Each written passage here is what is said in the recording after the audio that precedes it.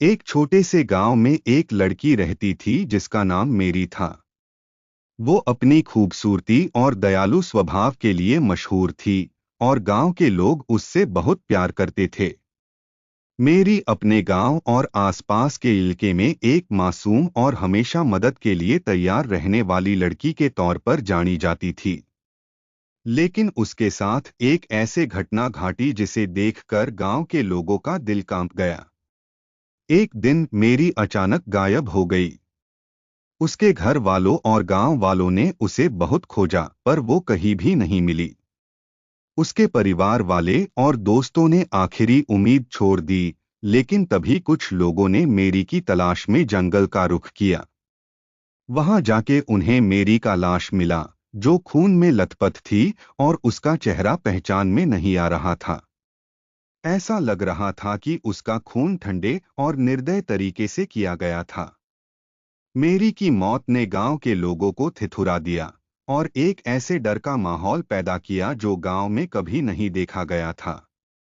उसकी मौत के कुछ महीने बाद गांव में अजीब और डरावने किस्से और अफवाहें फैलने लगी। लोग कहते कि मेरी की आत्मा अब भी वहां भटक रही है, क्योंकि उसका कातिल कभी पकड़ा नहीं गया। डर और अफवाह ने गांव के लोगों में एक कहानी को जन्म दिया।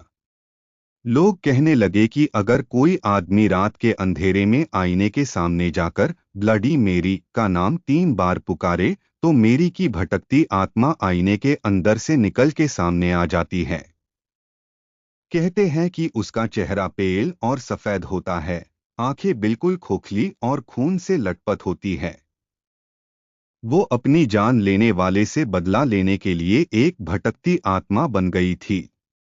बहुत सारे लोगों ने इसके बारे में अनेक किस्से सुनाए। कुछ लोग कहते हैं कि उन्होंने सच में ब्लडी मेरी को देखा है और उसने उन पर हमला किया है। एक बार एक जावा और उसके दोस्तों ने हिम्मत दिखाते हुए इस दास्तान को झूठ समझा और आईने के सामने ब्लडी मेरी का नाम 3 बार पुकारा। उसके बाद वो लोग जिंदगी भर उस रात को भूल नहीं सके। उन्होंने बताया कि जैसे ही तीसरी बार उसका नाम पुकारा, अचानक से उनका चेहरादार और घबराहट से भर गया। आईने के अंदर से एक खून में लथपथ चेहरा दिखाई दिया जो बिल्कुल खोखला और दरवना था। ऐसे लग रहा था कि वो चेहरा उन्हें घूर रहा है और उनकी रूह तक को कांप रहा है। कहते हैं कि ब्लडी मेरी बस अन लोगों के लिए नहीं आती जो मजाक में उसका नाम लेते हैं, बल्कि वो उस पर अपना बदला लेता है जो उसके साथ हुई नाइंसाफी को मजाक बनते हैं। गांव में लोगों ने कहा कि जो भी इस अफवाह को मजाक में लेता है, ब्लडी मेरी उसका पीछा करती है और उसके सपनों में दिखाई दीन लगती है, कभी दरवनी आवाजों में उसका नाम पुकारती है और कभी उनका चेहरा मिरर में अपने ही चेहरे में तब्दील होता दिखाई देता है। आज भी कई जगह पर ब्लडी मेरी का जिक्र दार से किया जाता है।